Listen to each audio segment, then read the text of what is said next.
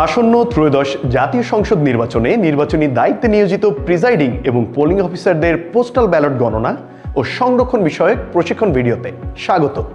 Presiding officer vote কেন্দ্রে উপস্থিতি নিশ্চিত করে স্বাক্ষর করবেন পোস্টাল ভোট গণনায় প্রিজাইডিং অফিসারের উপস্থিতি ফর্মে।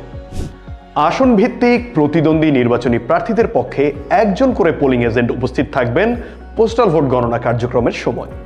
ভোটের দিন ভোট গ্রহণের নির্ধারিত সময় বেলা 4:30টার পরে রিটার্নিং অফিসার পোস্টাল ব্যালট ভর্তি ব্যালট বাক্স প্রিজাইডিং অফিসারকে বুঝিয়ে দেবেন। বারকোডের সংখ্যাটি উচ্চস্বরে উপস্থিত পরিদর্শক, সাংবাদিক ও পোলিং এজেন্টদের সামনে বলবেন।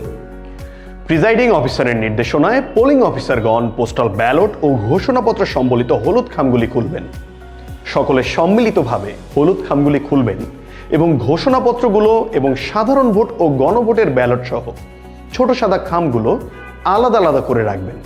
পোস্টাল ব্যালটে ভোটিং প্রক্রিয়ায় প্রবাসে অবস্থানরত ভোটারগণের ওসিভি হলুদ খামের ব্যালটগুলোর ক্ষেত্রে মনে রাখতে হবে, ভোট প্রদানের জন্য মুদ্রিত ব্যালট পেপারে অর্থাৎ ফর্ম 7-এ নির্বাচন কমিশন কর্তৃক রাজনৈতিক দল ও স্বতন্ত্র প্রার্থীর জন্য সংরক্ষিত সকল প্রতীক মুদ্রিত থাকবে, প্রার্থীর নাম মুদ্রিত থাকবে না। এছাড়া দেশে অবস্থানরত পোস্টাল ব্যালটে ভোটদানযোগ্য ভোটারগণের অর্থাৎ আইসিবিবির হলুদ খামগুলোর ক্ষেত্রে মনে রাখতে হবে, মুদ্রিত ব্যালটে অর্থাৎ ফর্ম 7-এর কতে সংশ্লিষ্ট আসনের প্রতিদ্বন্দ্বী প্রার্থীর নাম ও প্রতীক উভয়ই মুদ্রিত থাকবে। ঘোষণাপত্রে ভোটারের স্বাক্ষর আছে কিনা তা চেক করা হবে। ঠিকভাবে স্বাক্ষরযুক্ত থাকলে বৈধ ব্যালটগুলো এক পাশে রাখা হবে। বৈধ সাধারণ ভোট ও গণভোটের ব্যালটগুলো গণনার সুবিধার্থে আলাদা আলাদা করে রাখতে হবে একই জায়গায় পাশাপাশি। ঘোষণাপত্রে স্বাক্ষর না থাকলে অথবা ঘোষণাপত্র না থাকলে বাতিল ঘোষণাপত্র ও পোস্টাল ব্যালটগুলো আলাদা আলাদা করে রাখতে হবে। একজন পোলিং অফিসার অবৈধ ঘোষণাপত্র ও পোস্টাল ব্যালটগুলো একত্রিত করে তাতে বাতিল সিল দেবেন। প্রিজাইডিং অফিসার বাতিল হয়ে যাওয়া ঘোষণাপত্র এবং সাধারণ ভোট ও গণভোটের ব্যালটগুলোতে ঘোষণাপত্র নাই অথবা ঘোষণাপত্রে স্বাক্ষর নাই মর্মে বাতিল করা হলো এই সিলের উপর স্বাক্ষর করবেন। প্রিজাইডিং অফিসারের নির্দেশনা অনুযায়ী পোলিং অফিসাররা 2 ভাগে ভাগ হয়ে সাধারণ ভোট ও গণভোট গণনা করবেন। আসন ভিত্তিক নির্বাচিত প্রার্থীদের পক্ষের বৈধ ব্যালটগুলো প্রার্থী অনুযায়ী আলাদা আলাদাভাবে গণনা করে রাখতে হবে। পোলিং অফিসারগণ গণভোটের বৈধ ব্যালটগুলো হ্যাঁ অথবা না অনুযায়ী আলাদা আলাদা করে রাখবেন পাশাপাশি। গণনাকৃত পোস্টাল ব্যালটগুলো 100টি করে আলাদা আলাদা ছোট বান্ডিল করে বেঁধে রাখা হবে গণনার সুবিধার্থে। প্রিজাইডিং অফিসার ও দায়িত্বপ্রাপ্ত পোলিং অফিসারগণ সাধারণ ভোটের বৈধ ব্যালটগুলো ফর্ম 16-র কতে সন্নিবেশিত করবেন এবং হ্যাঁ অথবা না চিহ্নিত বৈধ গণভোটের ব্যালটগুলো ফর্ম 4-এ সন্নিবেশিত করবেন।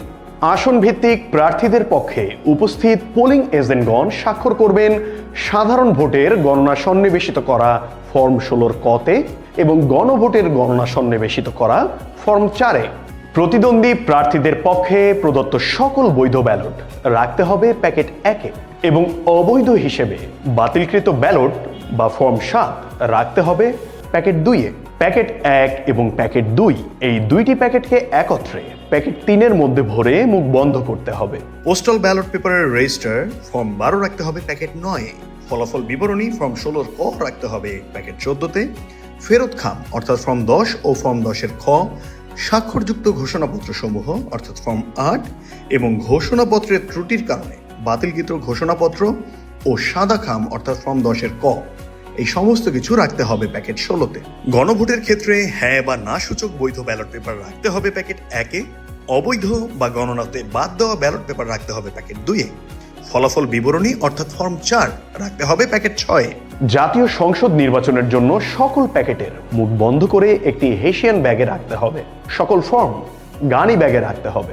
সবশেষে ব্যাগের মুখ ভালোভাবে আটকে সিলগালা করতে হবে। সিলগালাকৃত এই ব্যাগগুলো প্রিজাইডিং অফিসার অত্যন্ত সতর্কতার সাথে রিটার্নিং অফিসারের নিকট হস্তান্তর করবেন এবং একই সাথে প্রিজাইডিং অফিসার চূড়ান্ত ফলাফল বিবরণী বা ফর্ম 16-র ক প্যাকেট 14-র ভেতরে রেখে হস্তান্তর করবেন রিটার্নিং অফিসারকে। সঠিক গণনা ও সংরক্ষণই একটি সুষ্ঠু নির্বাচনের চাবিকাঠি। ধন্যবাদ।